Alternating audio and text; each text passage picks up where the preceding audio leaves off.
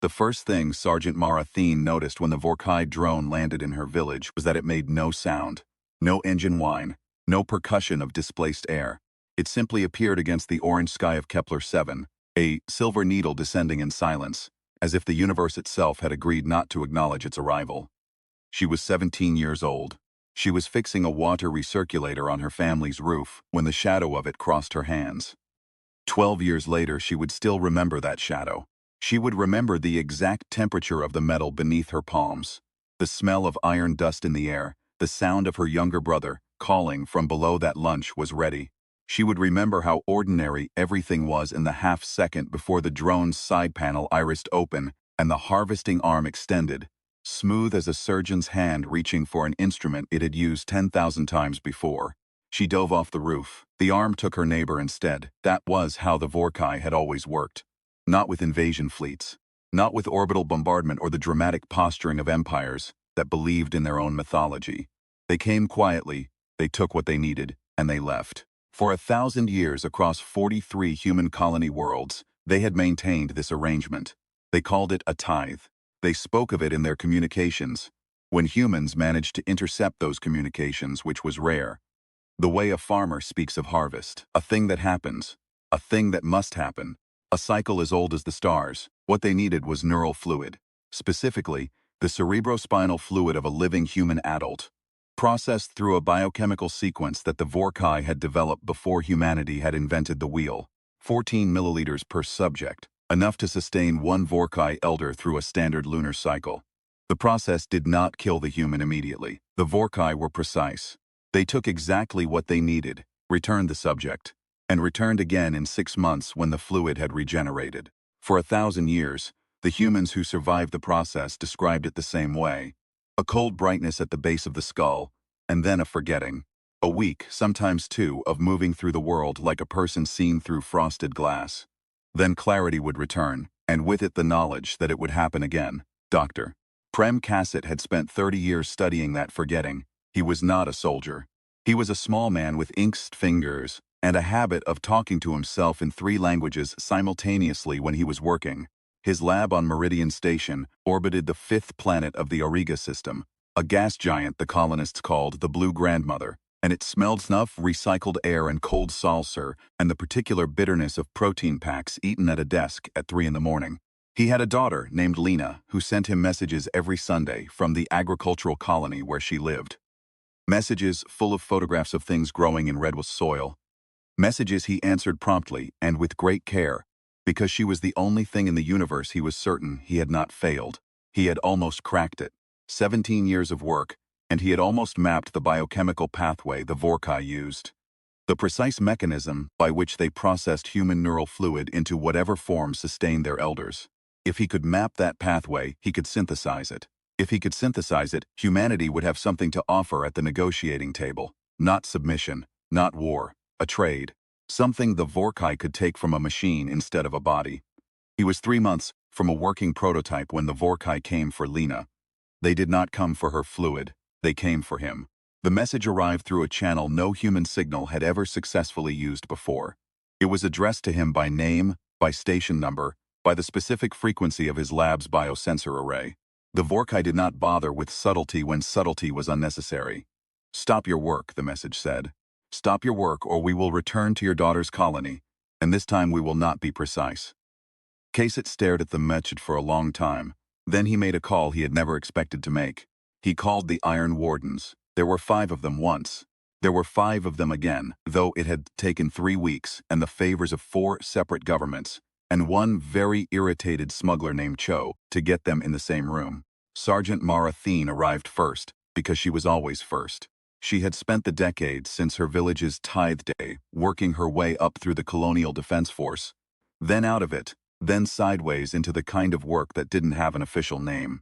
She had modifications along her left arm from the elbow down, a replacement she had chosen after losing the original in an ambush on Vorkai-held Kepler 7. And she wore them without concealment, the carbon lattice tendons visible at the wrist, the sensor cluster at the back of the hand catching light when she moved. She found a corner of Kassett's lab and stood in it with a cup of coffee and waited. Marcus Webb came next. He had been on the outer rims surveying ice deposits when the message reached him. and he still smelled faintly of freeze-dried rations. He was the largest of them, broad through the shoulders, with a face that suggested he had made peace with everything except boredom. His modifications were respiratory. The Vorkai toxin that had almost killed him on Calloway's world had destroyed 60% of his lung capacity, and the replacement mesh was visible as a faint geometric pattern beneath the skin of his chest when the light caught it right. He shook Mara's hand without ceremony and found a wall to lean on. Yara Okonkwo arrived already arguing, with herself or possibly with a voice on her earpiece. It was difficult to tell. She was the unit's former communications specialist, now running a pirate relay network that covered 11 systems. She had no visible modifications, because hers were inside a neural interface threaded through her temporal lobe that let her perceive radio signals the way other people perceived color. She pulled the earpiece out when she entered the lab, coiled the wire with the practiced efficiency of someone who had coiled wires 10,000 times, and said to no one in particular, "The Vorkai blocked 3 of my relay satellites this month. I want that on the record." "There's no record," Mara said. "There should be." Jin Tae-won was the 4th. He came from a planet where the Vorkai had done something worse than tithe. They had set up a processing station 3 years ago. A permanent installation that drew from the local population on a 6-week cycle instead of 6 months. The efficiency upgrade had made someone in the Vorkai hierarchy very pleased.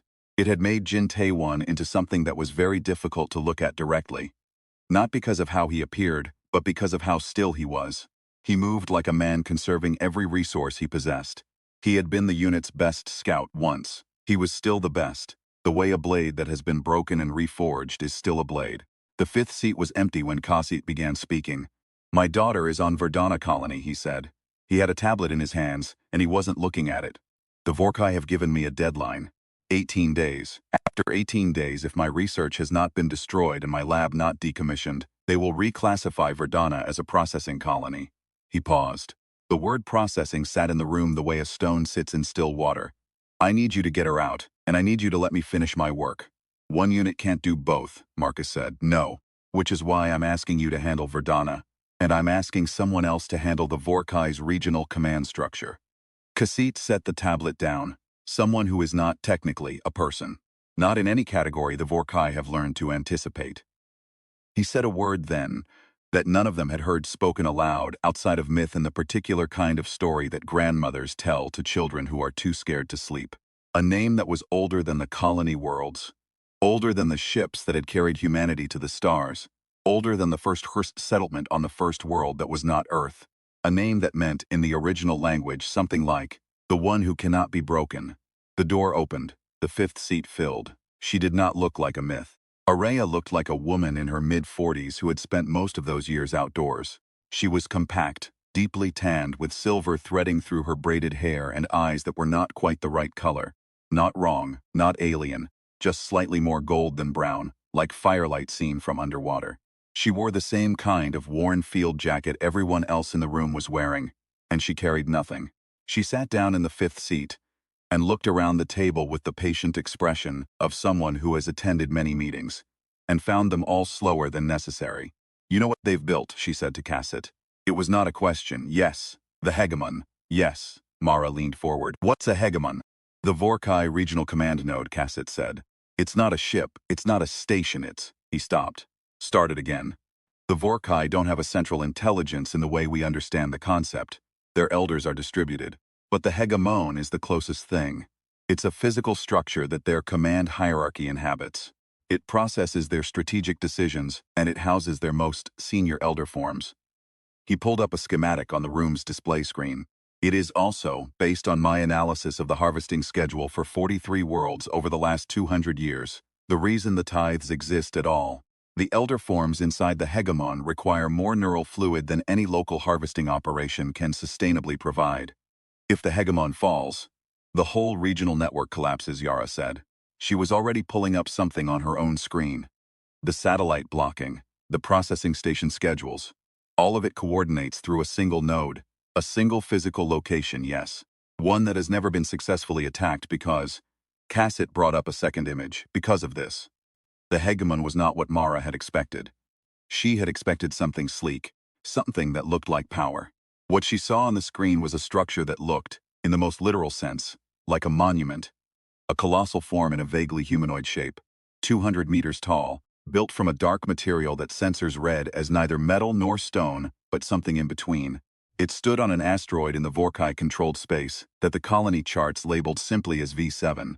It moved, not quickly, but it moved with the slow, deliberate motion of something that has all the time in the universe and intends to use it. "It's alive," Jin said quietly. "It's inhabited," Cassett said. "There's the distinct, and I'm not entirely sure it matters. The elder forms inside it give it direction. The structure itself provides." He searched for the word, protection, processing power. It functions as a body for something that outgrew its original body 10,000 years ago. Araya was looking at the image with the particular stillness of someone who recognizes something they have seen before. "It will come to the surface," she said. "When it feels threatened, it will come." "How do you know that?" Marcus asked. "Because that's what things like that always do." She looked at him. "And because I am going to threaten it." They split into 3 teams, and Mara did not sleep on the transport to Verdana. She ran simulations on her modified hand instead, the sensor cluster feeding tactical overlays directly to her visual cortex, and she thought about the motocross track she had heard Cassett describe from old records. The way the first Iron Warden had been ambushed mid-practice, the way the Vorkai had recorded and analyzed the encounter, building a model of human capability the way an engineer builds a stress test model, looking for the breaking point. That had been 30 years ago in the early days of the Warden program. The Vorkai had been studying human warriors ever since. They had a very thorough model. They had never successfully modeled the thing that didn't care about being modeled. The colony on Verdana was built in a river valley between 2 ranges of mountains that the original settlers had named after their grandparents. Elsa Range, Tomaz Range, names that sounded like Sunday lunches and not like the borders of a killing ground. The processing station the Vorkai had established 3 months ago was visible from 50 kilometers out.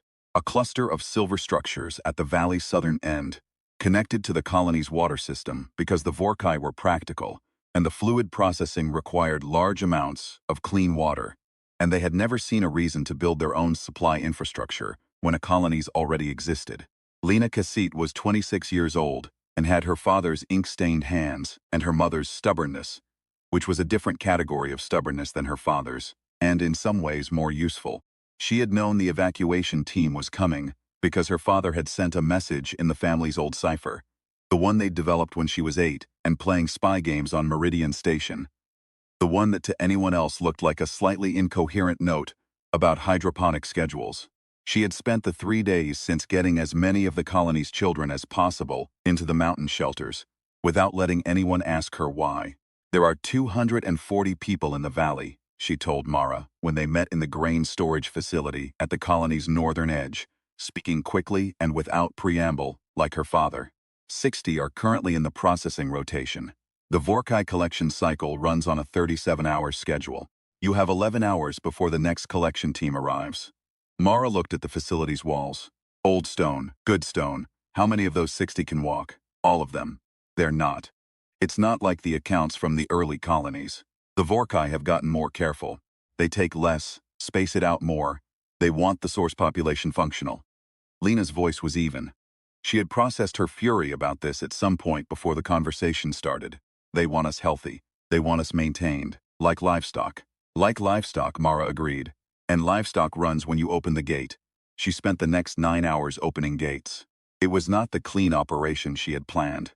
No operation that involves 240 frightened people and 1 mountain range ever is. Marcus carried 3 children on his shoulders at one point. Yara spoofed the Vorkai monitoring satellites with a signal that made the colony appear to be in standard rest cycle for 6 hours. She would later say it was the most elegant thing she had ever done, and she was furious that no one had been watching. Jin found the 2 Vorkai sentries at the valley's eastern pass, and dealt with them in the wordless, efficient way he dealt with most problems.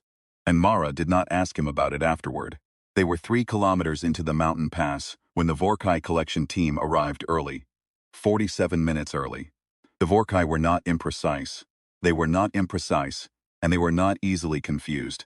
And when they found an empty colony with spoofed satellites and 2 unconscious sentries, they arrived at the correct conclusion almost instantaneously. The collection team was 9 units. Mara counted them on her sensor overlay and thought, with the calm that comes from training so deep it lives in the spine, rather than the mind, that this was going to be the kind of problem that gets solved by moving faster than the problem can think. She turned to Lena. Keep moving. Don't stop for any sound behind you. Don't stop for any light. Move. Lena looked at her for exactly 1 second with her father's dark eyes. Then she turned and moved. The pass was narrow. The pass was dark. The pass smelled of ice and old stone and the particular mineral cold of high altitude. And Mara fought in it the way she had learned to fight in every narrow, terrible place the Vorkai had ever driven her into. Not gracefully, not with the elegance that the training manuals described, but with the stubbornness of someone who has decided that this specific piece of ground is the place where the line gets drawn, and everything past it is someone else's problem. She held the pass for 22 minutes. Marcus came back for her. She had told him not to. He had not listened, which was consistent with his entire history in the unit. Refugees are clear, he said, pulling her up from where she'd gone down on one knee behind a boulder. All 240. Yara has them moving north. The collection team? 7 of 9. He looked at her arm. The carbon lattice had taken a hit from a Vorkai disruption round, and the sensor cluster was dark. How bad? She flexed the hand, it responded. Cosmetic. Good. Because we have a bigger problem. She looked south down the pass and saw the light on the horizon. Not the cold silver light of Vorkai collection teams. Something larger. Something that had detected a threat to its regional infrastructure and was now demonstrating that it took threats seriously. The hegemon had come. Araya felt it move before the sensors registered it. She was alone on the surface of V7. She had insisted on this, and the others had not argued because there are certain kinds of confidence that are simply not worth arguing with. Standing in the rubble field 60 meters from the hegemon's base when it shifted. The ground moved, not an earthquake, a decision. The great dark form turning its attention downward, toward something small standing at its feet, with the focused awareness of a thing that has not needed to pay attention to anything in a very long time. She looked up at it. It looked down at her. Or something that served the function of looking. She said to it, in the oldest language she knew, which was not any language the Vorkai had catalogued, "You have held a tithe over my children for 1,000 years. I have come to cancel the debt." The Hegman did not speak in any language. It moved. She moved with it. What happened on V7s in the next 40 minutes was not fully recorded by any human sensor array. The data that came back was partial and largely incoherent. Energy readings that made no sense under any known physical model, gravitational anomalies. A brief period during which 3 of the Vorkai's monitoring satellites went completely dark, and one of them changed orbit. What the data did show, clearly and consistently, was a single small biosign on the surface of V7, moving in ways that biosigns are not supposed to move, and a 200-meter structure that had stood motionless for 10,000 years, making increasingly urgent course corrections and failing to achieve any of them. Araya had explained, before she went, that the Vorkai elder forms inside the hegemon process threats the way all sufficiently ancient intelligences process threats. By modeling them, by running the variables, by calculating the probable outcome. The problem, she had said, is that I am not a variable they have ever encountered before. I am something they decided a very long time ago did not exist. And there is a particular kind of helplessness that comes from being attacked by something your best models say cannot be real. What she did not explain, because she considered it obvious, was what happened when the hegemon finally managed to strike her. When one of its great dark limbs came down at coordinates its sensors indicated she occupied, and found nothing there, and then found her signal somewhere else, and struck again, and found nothing, and found her again. She let it do this several times. She wanted it to understand, before the end, the specific quality of the problem it had created for itself. She wanted the elder forms inside it to have time to reach the correct conclusion, that the thing they were fighting was not a weapon, not a strategy, not a plan. It was a response. It was what happens when you harvest the same field for 1,000 years, and something in that field finally looks back. When the signal from Verdana reached her, 240 people clear, Mara's voice steady over the comm. The particular quality of steady that means everything has cost something, but the cost was paid. Araya stopped moving around the hegemon strikes and started moving toward it. The hegemon struck her twice in the next 30 seconds. Both times she came back, this was not. She would have explained if anyone had asked. Because she was invulnerable, she was not. Pain was very real to her, damage was very real. The difference was that she had been built, grown, called, crystallized from 10,000 years of human prayer and fear and hope, and the specific stubborn refusal to accept that the world is the way the powerful say it is. From material that does not accept the premise of defeat. Damage and defeat are not the same thing. She had learned this from humans. It was the most important thing she had ever learned. She reached the hegemon's central processing node. She put her hand against it. She said, "You took from them when they were too small to stop you. They are not too small now." The node went dark. The Vorkai collection team at Verdana stopped moving at the exact moment the hegemon's central processing node failed. Not because of any dramatic cascade. The Vorkai's distributed network was more resilient than that, but because the 7 remaining units paused, in unison with the particular quality of creatures who have just received new information and are updating their threat assessment. Mara watched them pause from behind her boulder. She had a working theory about Vorkai collection teams, built from 12 years of watching them work, which was this. They were precise because they had never needed to be anything else. Precision was the natural state of a harvesting operation that faced no meaningful resistance. The moment resistance appeared, real resistance, the kind that came with consequences, the team's decision architecture would have to do something it had almost certainly never done before. She waited to see if her theory was right. The 7 remaining Vorkai units turned and withdrew. She had never seen a Vorkai unit withdraw in the field before. She watched them go and felt something she had not felt in a very long time, something she had been careful not to feel, because it was the kind of feeling that made people do reckless things. She felt the tide shifting. Kassit finished the prototype at 4 a.m. on the 17th day. He had not slept in 61 hours. His hands were not ink-stained anymore, because he had run out of ink and had not thought to get more. And his lab smelled of cold solder and the particular bitterness of a man who has had too much coffee and is running on the specific fuel of someone who has something to prove to an entity that tried to use his daughter as leverage. The prototype was a small device, smaller than he had expected, about the size of a standard medical injector, which was appropriate given what it was intended to replace.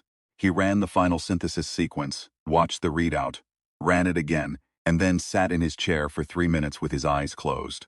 The message he sent to the Vorkai regional network, through channels that should not have been accessible to a human research station, through frequencies the Vorkai had not thought to monitor because no human had ever used them, was brief. He explained what the device was.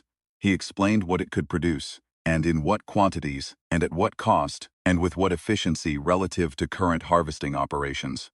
He explained that it could be replicated. He explained that it was, from a purely practical standpoint, better than the alternative in every measurable category. He explained that it was not a gift. He explained that it was a proof of concept, the beginning of a negotiation between equals.